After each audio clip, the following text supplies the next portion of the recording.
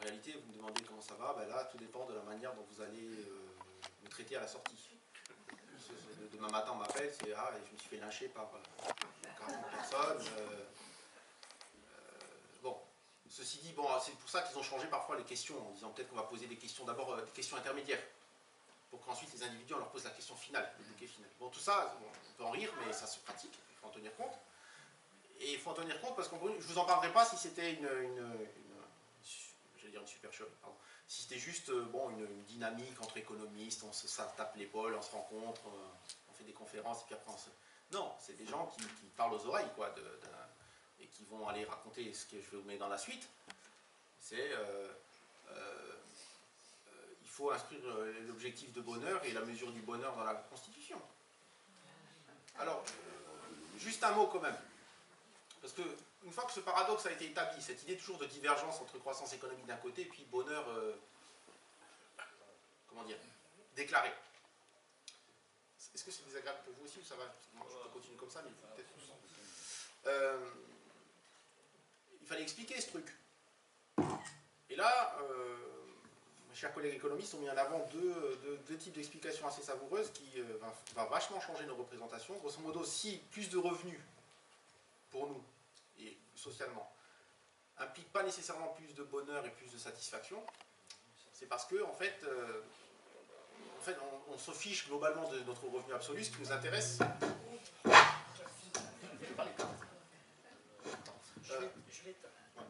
ce qui compte pour nous, c'est pas fondamentalement notre revenu absolu, c'est notre revenu relativement soit aux autres, soit au passé. Grosso modo, demain, si la présidente de l'université accepte de me donner une prime de 200 € supplémentaires par mois, j'en serais ravi. Mais si j'apprends que dans le même temps, la plupart de mes collègues qui en foutent 3 fois moins que moi ont une prime supplémentaire de 300 €, bah, ce plus 200 €, bah, ça ne m'intéresse pas beaucoup. Donc il me rendra plus heureux. Vous savez qu'on peut obtenir un prix Nobel pour ça. Ou alors, c'est que, en fait, je suis ancré un petit peu sur mon revenu du passé et que je ne suis jamais content et qu'il me faut toujours plus. Et c'est là où la psychologie individuelle et sociale, au sens académique du terme, intervient. Je ne parle pas de la psychologie freudienne, hein, je parle de la comportementale et autres. Dire oui, c'est vrai, c'est ça qui se passe dans nos cerveaux. On se compare aux autres tout le temps. Ceci dit, ça peut avoir une pertinence, hein, mais, ou alors on est plutôt des êtres insatiables. Bon, cela dit, c'est pas ce qui m'intéresse le plus, mais je vous en parle parce qu'on lit des choses comme ça. Hein,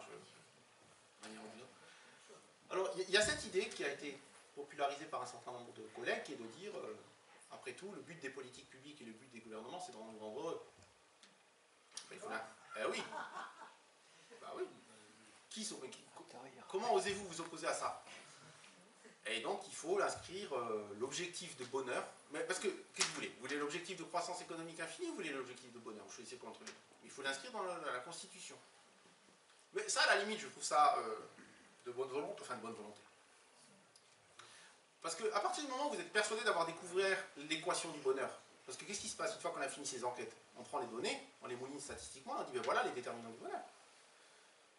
Ben à partir du moment où on est persuadé d'avoir scientifiquement, comme diraient mes collègues Pierre Cahuc et André Zipperberg, montré quelle était l'équation du bonheur pour les Français, il suffit d'activer les bons leviers de politique publique pour augmenter le bonheur. Et c'est là où les problèmes se posent, parce que je vous donne deux résultats qui... parce que je me suis intéressé à tout ça, je m'éclatais. En rigolant au début en disant mais c'est pas vrai. Mais en fait si, ça existe et ça se développe. L'ensemble des études internationales et nationales sur ce sujet montrent que les personnes qui vivent ensemble et mariées, sont mariées du point de vue de leur statut marital, expriment en moyenne un niveau de bonheur plus élevé. Tout à fait. Non mais même plus que ceux qui sont en union libre. Et ouais. Deuxième résultat important, il y en a d'autres des comme ça. Les personnes qui se déclarent croyantes, et là quand je dis croyantes, on est dans les... sans entrer dans les détails, on parle des religions monothéistes, hein, affichent en moyenne un niveau de satisfaction en moyenne un point supérieur, sur une échelle de 1 à 10, hein, un point supérieur à la moyenne des autres. Conclusion, je suis un économiste du bonheur. Je veux bien faire pour les miens et pour autrui. Je vais voir François Hollande et je lui dis il faut que tu inscrives le bonheur et son équation dans la Constitution.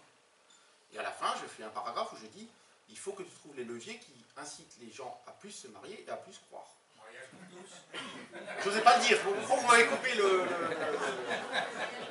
pourquoi vous m'avez coupé la chic là? Je sais pas bien, moi, ma chute elle est toujours importante quand je suis. Eh ben, non, je suis content que ce soit vous qui l'ayez dit parce que j'aurais pas osé le dire, je pense.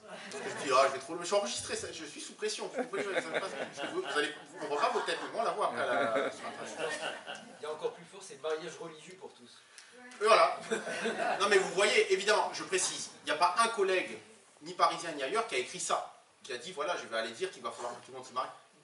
Mais à partir du moment, moi je prends les choses de façon rationnelle, d'une certaine manière, et je dis voilà, à partir du moment où ces gens me disent on va l'inscrire dans la Constitution, on va en faire un l'objectif principal des politiques publiques, et du coup, comme le diraient mes collègues Pierre Cahuc et André Zilberberg, je crois que c'est le réveil comme diraient mes deux collègues qui cherchent les négationnistes, ils diraient ben, puisque c'est scientifiquement prouvé, c'est prouvé donc il faut y aller.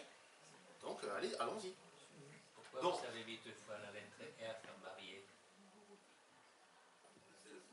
Je cherche une excuse qui n'en est pas, c'est ma simple défaillance intellectuelle. Parce que... Est-ce qu'il y a les mots se marier? Non, c'est juste que parce que c'est une mauvaise pratique, enfin quand j'ai en anglais, bon bref, anglais. Voilà. Il faut quand même expliquer les résultats. Il faut constater quelque chose, mais la chose, il faut aussi l'expliquer. Peut-être qu'il y aurait des mariés, ça plus heureux, mais pourquoi? Pourquoi ils sont contents ou pas, etc. Moi je pense que c'est au niveau de la mesure déjà elle-même qu'il faut mettre des prix... Enfin, la mesure est remplie de biais, mais alors il y a des expériences entre guillemets qui se font. Si le conjoint écoute, on a intérêt à surévaluer son bonheur. Voilà. Je vous donne un exemple de billet. Des tests ont été faits en disant voilà, on va poser les mêmes questions aux mêmes individus, par exemple en changeant l'ordre. Les réponses sont différentes. Des billets comme ça, je pourrais en multiplier. C'est-à-dire, grosso modo, je vous pose cette question-là, sur une échelle de 1 à 10, pouvez-vous m'exprimer votre niveau de satisfaction par rapport à votre vie? Vous me dites 6,5. Est-ce que je suis en mesure de dire, derrière ce 6,5, il y a ce que je pense, enfin ce qu'on pense les économistes, c'est-à-dire un processus cognitif, rationnel d'une certaine manière, mais vraiment cognitif, c'est-à-dire vous avez réfléchi, hein, c'est pas juste c'est pas une humeur, quoi. Je pense qu'on met beaucoup d'enjeux et surtout on met beaucoup trop de choses derrière ce chiffre qui en fait en réalité est très sommaire et qui va cacher des réalités mais alors complètement différentes. Je veux dire, moi on me pose la question, on me presse, moi, je sais pas, moi du coup à ma fille je le fais tous les soirs. Sur une échelle de 1 à 10, t'as le repas. 6, 8, 5, et du coup j'essaye de trouver la régularité. Il n'y a aucune régularité. C'est fonction de la manière dont je me suis comporté avec elle l'après-midi. Je peux avoir mes super repas que je veux, c'est 4 à partir du moment où je ne l'ai pas laissé... ça faudra couper, hein, où je n'ai pas laissé faire ce qu'elle voulait l'après-midi. Ouais. Donc attention, comme ça que je fais des tests, moi. Il faut se calmer. Quand je dis constitution et qu'on a trouvé l'équation du bonheur, ça c'est des livres qui le programment. Enfin, c'est individualiste au possible, c'est très neuro là, très neuro-cognitiviste, individualiste, très comportementaliste. En fait. C'est vraiment une problématique. Derrière, on ne peut pas plaquer beaucoup de problématiques sociales quoi, pour aller putain. On demande aux individus de s'exprimer seuls. Ça correspond quand même tout de même pas aussi à des théories politiques. Je veux dire, il y a quand même des critères qui font que ça va pas bien. Oui. Non, mais ça d'accord. Ce que je veux dire, c'est que à côté de cette question-là, 0, 1, 10, on leur pose plein de questions sur leurs conditions de travail, sur leur satisfaction au travail, sur ce qui leur pose problème au travail, ça d'accord. Et c'est une mine d'informations. Mais le problème, c'est qu'on focalise sur cette mesure où on doit donner 1 à 10 ou 1 à 4 sur une mesure précise, et puis derrière, on va prétendre avoir déterminé ce qui fait que vous dites 4, lui 6, lui 8, lui 10, et de façon commune. Et à partir de là, derrière, la politique publique, elle peut passer. Non. Par contre, les enquêtes terrain qui consistent à demander aux individus ce qu'il en est de leur satisfaction au travail, ce qu'il en est de leur satisfaction financière, ce qu'il en est de leur état de santé, je ne le mets pas en cause. C'est ce qu'on en fait, en fait, d'une certaine manière. D'abord de cette donnée-là, et puis jusqu'où on veut aller. Enfin, constitution et préconisation de politique publique. Je pense que l'idée de science derrière doit être mise de côté.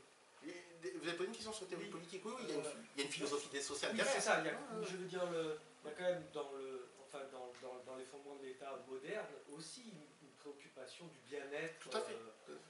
Dans l'État-providence se trouve quand même aussi la considération du bien-être des habitants comme conditionnant des politiques publiques. Là, ce qui a l'air d'être difficile, c'est d'évaluer quantitativement comment on mesure sociales Ouais, ouais. pour mener des politiques publiques. Et ça va assez dans le sens aussi de pouvoir aujourd'hui évaluer quantitativement l'action publique. C'est ce à quoi on soumet aussi beaucoup l'action publique. Ce que vous dites, c'est intéressant parce que derrière, c'est une espèce de philosophie sociale et théorie de l'État qu'il y a derrière, c'est de dire, bon, c'est pas de l'État-providence, c'est pas de l'État paternaliste, parce que les actions qui vont être menées sont faites au nom des individus eux-mêmes. L'information vient des individus. On ne va que répondre de façon technique, d'une certaine manière, et sans projection d'une espèce de transcendance collective. On va répondre de façon technique à ce que les individus ont exprimé en commun, même s'ils l'ont fait de façon individuelle, mais ont exprimé en commun comme étant leur préoccupation, comme étant ce qui leur détermine leur bien-être. Et à partir de là, toute intervention de l'État n'est pas une intervention avec un objectif politique, un objectif collectif prédéterminé, où il n'est que le fruit de l'agrégation des expressions individuelles. Et à partir de là, le libéralisme s'en accommode. Il y a quand même deux critères très nets, c'est la santé et le revenu. Là, ça se chiffre. Hein. Oui, oui, c'est un peu l'idée de Jeanne Catherine, hein, parce qu'elle met en 8 comme ça. Non, parce que je veux dire, ça se chiffre. Pardon? Il y a une question là-dedans. En fait, c'est pas une question, c'est pour illustrer le risque qu'on peut avoir quand on fait des mesures subjectives comme ça. Dans le milieu médical, aujourd'hui, on demande aux patients d'évaluer son niveau de souffrance, pareil, de 1 à 10. Moi, j'ai l'exemple d'un collègue avec qui je travaille, qui s'est retrouvé à avoir des douleurs au ventre, qui est parti aux urgences. Première chose qu'on lui fait aux urgences, évaluez votre niveau de douleur de 1 à 10, machin. Bon, alors j'ai 4. D'accord, il a 4. Ils l'ont laissé pendant des heures attendre. Il a fini par se remanifester en disant j'ai vraiment mal. Ben, d'accord, mais vous avez combien? Et là, d'un seul coup, il a réfléchi parce qu'en fait, c'est quelqu'un qui a des coliques néphrétiques d'habitude. Donc ça lui fait extrêmement mal, la colique néphrétique. Donc il s'est basé sur ma colique néphrétique correspond à 8. Ce que j'ai là comme mal est moins fort, donc je le mets à 4. Sauf que pour le soignant, 4, on est en dessous de la moyenne, c'est pas grave. Sauf que ce qu'il avait à l'estomac, il était mourant. Il ne signale pas qu'il a un degré de souffrance qui alerte au niveau d'un autre niveau d'évaluation. Il se retrouve à attendre, il a failli mourir simplement parce que sa vision à lui de son niveau de souffrance ne rentre pas dans un cadre qui permet une prise en charge adaptée. Je vois très bien. Alors, si je peux me permettre une remarque supplémentaire, une des critiques les plus intéressantes qui a été faite de ce mouvement-là subjectif, alors elle va vous résonner notamment pour les bourdieusiens parmi vous. Elle avait été fournie à Amartya Sen, par exemple, donc l'un des prix Nobel là, qui a participé à la commission Sen-Smith aussi. En dehors de ça, faisait des choses intéressantes. Il fait toujours d'ailleurs. Il s'est toujours opposé de façon radicale à ces approches subjectives en disant la chose suivante. Et il reliait ça en plus à son histoire personnelle en disant mais vous demandez à des individus d'exprimer leur niveau de satisfaction et leur niveau de bonheur, mais ce sont des individus qui ont adapté leurs préférences à leur contexte social. Vous demandiez à mes tantes, à mes sœurs, ou en Inde dans les années 40, en pleine famine, au Bengale, chez moi, elles vous disent 8, hein, mais elles étaient toutes objectivement opprimées, d'abord dominées dans leur sphère sociale, et toutes objectivement pauvres, quoi. Donc il y a ce problème d'adaptation des préférences au contexte social qu'il faut absolument tenir compte. Et là, on n'est pas loin on est un peu sur une problématique un petit peu bourdieusienne, quoi, c'est-à-dire des processus de violence symbolique qui peuvent faire dire à des individus qu'ils sont joyeux et heureux dans un contexte, là où un regard extérieur, et là c'est une critique qu'on peut faire aussi, mais un regard extérieur va juger, il va percevoir tout de suite un rapport de domination, et c'est là la principale critique, en disant de toute façon on ne peut pas se baser là-dessus, parce qu'on a affaire à nécessairement des individus qui sont encastrés dans un contexte social qui d'une manière ou d'une autre les a amenés à exprimer tel et tel niveau. Et donc il faut se détacher de ces approches-là. Je trouve la critique très pertinente. Alors elle pose d'autres questions, parce que lui après il dit qu'il faut faire que de l'objectif, c'est-à-dire il ne faut pas demander aux individus leur état, il faut les regarder. Et les regarder à travers des critères objectifs, qu'on aurait prédéfinis. Et là on l'accuse de paternalisme, en disant mais qui tu es toi pour... Ouais, hein, donc on tombe sur le débat, universalisme, relativisme, dont on ne sort jamais vraiment, finalement. Et ça je trouve cette idée assez intéressante. Ça m'a fait penser à Sainte Thérèse de l'Enfant Jésus, qui avait des douleurs absolument épouvantables et qui remerciait Dieu tous les jours de ses douleurs, parce qu'elle avait une foi, on a envie de dire délirante.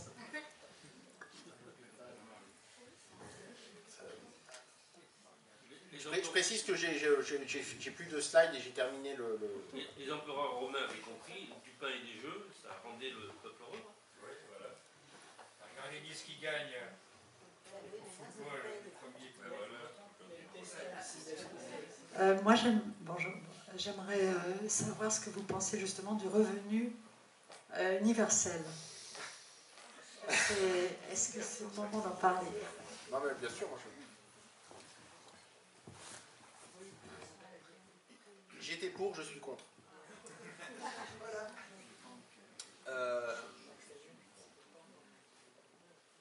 Alors malheureusement aujourd'hui le débat il prend une tournure assez, enfin je veux dire, violente. D'une certaine manière dans les échanges inter-tribunes, et à l'intérieur du mouvement social on va dire.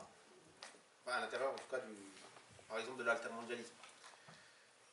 Si je suis contre, c'est pas au sens, je ne veux pas en entendre parler. Disons que j'ai fait mien l'argument qui est celui, de façon plus structurée que moi, hein, mais d'un certain nombre de collègues qui disent, bon, il y a deux choses. La première, c'est d'abord considérer que, et là c'est le marxien qui parle, il n'y a aucun revenu au niveau macroéconomique, hein, au niveau macro, aucun revenu qui est généré en dehors du travail social, du travail collectif, qui n'est pas nécessairement salarié, mais du travail collectif.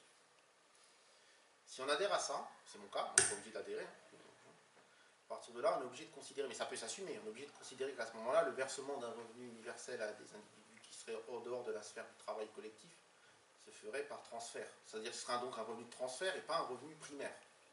Je dis ça pour répondre à, en tout cas en réponse à par exemple un argument du type, on m'a reproché la dernière fois de l'avoir utilisé en me disant mais c'est caricatural, mais pourtant ça a été écrit. Voilà un exemple qu'a pris un des tenants qui a dit voilà je joue toute la journée à la belote avec mes amis, j'estime que je crée du lien social et que ça génère une richesse sociale, que ça génère aussi de la valeur économique et du revenu, et je demande donc au corps social de manière générale de me rétribuer pour cela. Sans justifier, autre justification. Froidement, d'une certaine manière, la réponse, j'allais dire, d'un économiste, j'allais dire classique, est de dire le fait de jouer à la belote avec l'été, j'adore jouer à la belote toute la journée avec mes amis. Est-ce que je crée du lien social ou pas? J'en sais rien. Parfois, on se dispute autour de la belote. Mais en l'occurrence, je dis, je ne génère aucun revenu. Il n'y a aucune activité productive génératrice de revenus à distribuer. Si le corps social accepte, et si je le revendique, et accepte de me verser un revenu pour cela, je dois accepter, et le corps social aussi doit accepter qu'il s'agit d'un revenu de transfert, c'est-à-dire un transfert d'un revenu qui a été généré par le travail de quelqu'un d'autre. Mais ça peut être un contrat social. Mais alors on peut ne pas adhérer. La deuxième idée, c'est une autre idée, mais celle-là, les deux ne sont pas de moi. Hein. Je ne fais que, enfin, je me les suis appropriés, enfin, au sens, pour l'instant, je suis sur cette position-là. Ce que changer, j'étais pour au début. De dire, mais cette question-là, elle pose la question de la validation sociale des activités. Est-ce que on peut auto-valider son activité? C'est-à-dire de dire, je fais une activité, je dis moi-même qu'elle a une utilité sociale et que du coup, pour cela, le corps social... Est-ce qu'il existe, est-ce que c'est souhaitable et est-ce qu'il peut exister une auto-validation des activités? C'est-à-dire, est-ce qu'on peut échapper d'une manière ou d'une autre à la validation sociale des activités? Quand je dis validation sociale, au sens le plus neutre du terme, c'est-à-dire la reconnaissance par autrui de l'utilité pour le collectif d'une activité, d'une certaine manière. Aujourd'hui, il y a deux grands modes de validation sociale des activités productives. C'est le marché, accepté. À un moment donné, il y a une sanction qui est là, l'échange. Et, j'allais dire, la puissance publique, c'est-à-dire qui va considérer par le paiement, mon paiement en moi par exemple, ou le paiement d'autres, que telle activité doit être rémunérée et qu'elle est utile socialement, et qui d'ailleurs doit l'être en échappant justement à la sphère marchande. C'est le paiement de mon salaire, le paiement des salaires des fonctionnaires. C'est une validation sociale, c'est-à-dire qu'on estime qu'il est socialement utile que les enfants soient éduqués de façon, d'une certaine manière, uniforme et gratuite. Et il y a une décision politique, Donc il y a une reconnaissance sociale de cette activité-là qui amène la mobilisation d'un financement. Il y a la monnaie qui intervient à un moment. Et c'est pas tant une opposition de principe, c'est plus dire, il y a ces deux angles morts là, il y a ces deux angles-là, et tant qu'on n'a pas levé un certain nombre de précautions, parce que grosso modo ça en arrive, moi là sur ce débat-là je suis un peu mal à l'aise, parce que ça s'oppose très dur. D'un côté, ouais, on accuse tous les tenants de revenus de base, un peu de façon caricturale, d'être des individualistes, de prôner la société atomisée, individualiste, où l'idée c'est de dire il ne faut aucun regard sur l'activité individuelle, qu'il soit de la puissance publique ou d'ailleurs d'autrui, donc il n'est pas question. Moi je suis un peu sceptique, parce que quand même tous ceux avec qui j'en parle, qui sont pour, voilà, c'est pas ça la base, c'est autre chose. Et du coup se dessine derrière cette question-là l'opposition entre d'un côté les tenants du revenu universel et de l'autre ceux qui veulent continuer à raisonner autour du travail collectif et qui veulent plutôt chercher à le réduire le temps de travail. Et il y a cette opposition-là qui est en train de se jouer actuellement au niveau, à gauche, quoi, on va être clair. Alors je mets de côté, on est d'accord tout de suite, je mets la côté version droite du revenu universel qui est un outil, l'impôt négatif et un certain nombre d'autres choses, qui est un outil pensé aux États-Unis par Milton Friedman et d'autres, comme un outil de démantèlement des protections collectives, clairement, en disant, avec ça on donne chacun une base minimum, et puis après on laisse les forces naturelles, les talents individuels et le marché faire. Ça, cette version-là, je la mets de côté. Et ceux qui accusent les tenants du revenu universel des détenants de ça, c'est malhonnête, enfin c'est un peu crasseux intellectuellement. Évidemment, c'est pas ça. Mais donc, je me dis contre, pour ces éléments-là, plus sur le jour où on aura levé, on aura discuté de ça, on les aura levés. Le temps qu'on n'a pas levé ça, je prends des... Il y a un exemple, par exemple, il y a un exemple d'une association dont les membres vont visiter les enfants dans les hôpitaux gratuitement, mais l'association est subventionnée, par exemple, par la mairie. C'est une forme de reconnaissance. Voilà. Non, mais ça rentre dans le cadre, il y a une reconnaissance sociale de l'activité, il y a un versement monétaire qui est fait au nom du niveau de la puissance. Donc, il n'y a pas à redire. Hein. Mais là, on est plus dans le cadre du revenu universel, on est dans un cadre classique, classique, pardon le terme, mais cette activité est reconnue comme socialement utile par une délibération collective. Il faut faire attention parce que dans le débat aussi, je sens souvent, évidemment, on reconnaît, le marché est un mode de reconnaissance sociale des activités, et puis souvent on dit, après il y a l'État. Donc il y a l'État central, et c'est toujours la même chose. C'est pas ça, hein. Quand des gens disent, de toute façon, on ne peut pas échapper à la reconnaissance sociale de l'activité, la reconnaissance sociale, ça peut être une reconnaissance sociale du type, collectivité, association... Et là, je touche à ma limite, parce que je n'ai pas assez réfléchi au sujet pour aller plus loin intellectuellement, parce que tout ce que j'ai fait finalement... Et qu'est-ce que vous pensez de la proposition d'un maire, je crois, qui a proposé aux personnes qui reçoivent le RMI de travailler 4 ou 5 heures par semaine dans un intérêt commun? Il y a plein de gens qui trouvaient que ce n'était pas si mal que ça, mais finalement ça a été refusé par le gouvernement, je crois. Mais là c'est difficile parce que le revenu minimum d'insertion, évidemment, on le pense souvent comme étant le précurseur ou relevant de la logique du revenu universel, alors qu'il ne l'est pas. Le revenu minimum d'insertion est un revenu minimum et était fait pour éviter à un certain nombre d'individus de sombrer dans la misère. Hein? Micro. Il était fait pour éviter, pour éviter ça. Il ne relève pas de cette logique-là. Donc du coup, demander à quelqu'un qui... Alors bon, maintenant on ne parle plus du RMI, hein, mais on ne parle même plus du RSA maintenant. C'est pas la logique. Maintenant, est-ce que si maintenant on va sur un revenu universel, est-ce qu'on doit, en contrepartie, de fait, ça veut dire qu'on suspendrait, ce ne serait plus un revenu universel, ce ne serait plus un revenu inconditionnel, il serait conditionné. Et donc on est sur une autre logique. Alors que moi je préfère garder la pureté originelle du concept, qui était de dire c'est un revenu inconditionnel. Aucune condition, ni d'âge, ni de revenu préalable, ni de provenance, ni d'origine de je ne sais quoi. Chacun des individus dans la société touchera à la base ce revenu-là. Alors peut-être éventuellement à partir d'un certain âge, peut-être, mais bon, en tout cas celui-là. Et à partir de là, s'effectuent des choix individuels.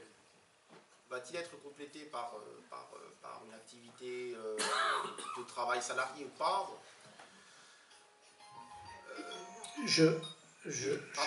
Deux choses avant de passer la parole à monsieur. Premièrement, nous avons un chapeau qui est en réalité aujourd'hui une casquette pour solliciter votre générosité. En disant ce que j'ai déjà dit, vous êtes évidemment tout à fait libre, mais c'est devenu important pour nous.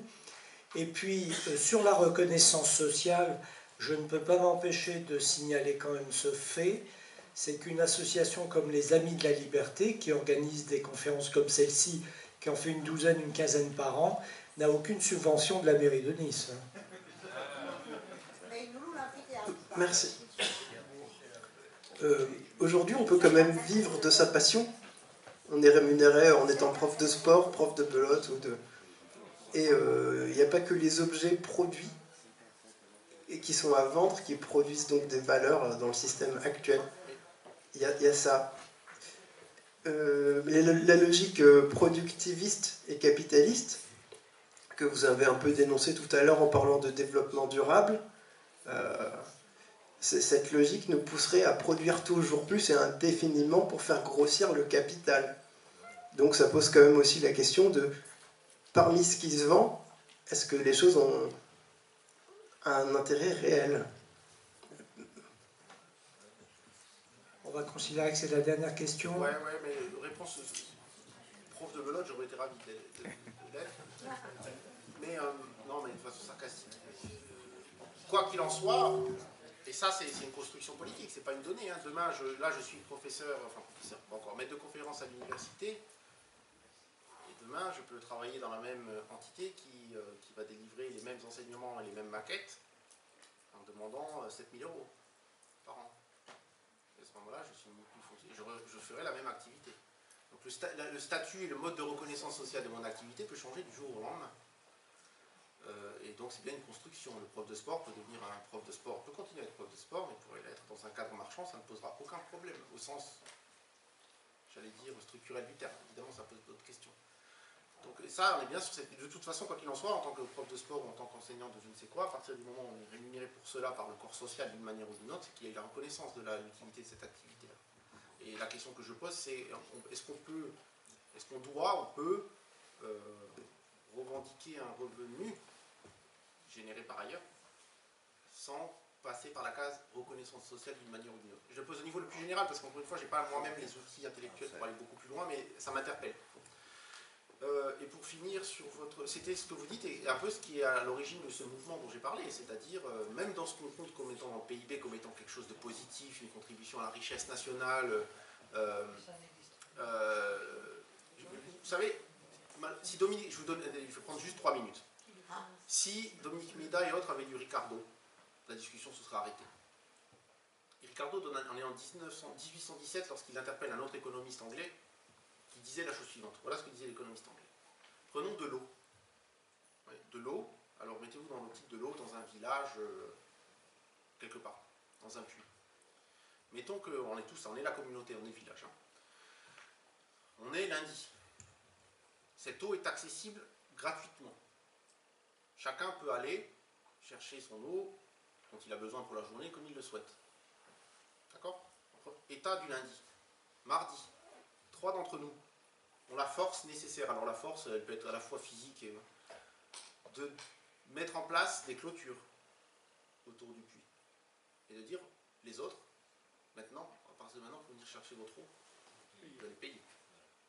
Donc on a institué, je ne sais pas si je peux dire un droit de propriété, je ne sais pas comment se régule ça dans notre village, mais d'une certaine manière, il y a un propriétaire de l'eau maintenant, et puis il y a des usagers consommateurs de l'eau, ce qui n'était pas le cas avant. L'économiste anglais contre lequel Ricardo s'énervait disait, voilà, dans le premier cas, très bien, ça se passe comme ça. Le mardi, quand on a privatisé d'une certaine manière l'eau, l'économiste anglais disait, ben, ça augmente la richesse individuelle de ceux qui ont privatisé, puisque maintenant on va se retrouver avec de l'argent qu'ils n'avaient pas avant, mais il dit aussi que ça augmente la richesse nationale. Parce que c'était quelqu'un qui, même si le PIB n'existait pas à l'époque, avait en tête l'idée que plus il y avait d'échanges marchands, plus la richesse nationale augmentait. Ricardo, qui n'a pas... répond la chose suivante. Vous avez raison. La richesse individuelle des 3 personnes, la fortune individuelle des 3 personnes qui ont privatisé le mardi l'eau, elle a augmenté. Par contre, la richesse nationale, au mieux, elle est constante, au pire, elle a diminué. Pourquoi elle est constante? En disant, mais la richesse nationale, c'est pas l'échange marchand sur l'eau. La richesse nationale, c'est l'eau. Au mieux, sa quantité n'a pas bougé. Et au pire, si des gens ont réussi à s'approprier, c'est parce qu'elle est plus abondante. Parce que quelque chose qui est abondant, il n'y a pas d'appropriation. Et tous les individus qui vont devoir payer maintenant seront plus pauvres. Et là, c'est bon, Ricardo il a tout dit, il n'y a plus besoin de se prendre la tête. D'un côté, il y avait quelqu'un qui, même si le PIB n'existait pas, avait le PIB en tête comme étant la mesure de la richesse. Le PIB augmente au fur et à mesure que les transactions marchandes augmentent. Et Ricardo qui dit la substance de la richesse nationale, c'est ce qui nous permet de vivre et ce qui nous permet de bien vivre, au sens physique du terme. Quel que soit son mode de gouvernance et son mode d'appropriation, je m'en fous, moi j'appelle ça richesse. Et quand vous me dites que lorsqu'on privatise l'eau, ça augmente la richesse nationale, non. Ça peut augmenter une certaine mesure. Mais l'eau, c'est toujours la même. Et au pire, c'est moins. Parce que ça veut dire que si des gens ont réussi à s'approprier, c'est qu'à un moment donné, elle était plus abondante. Donc on est moins riche. À partir de là, tout est plié. La discussion, pour moi, aurait été finie si on avait commencé la discussion en 99 là-dessus, c'est fini. Le PIB, la richesse est extérieure au calcul marchand.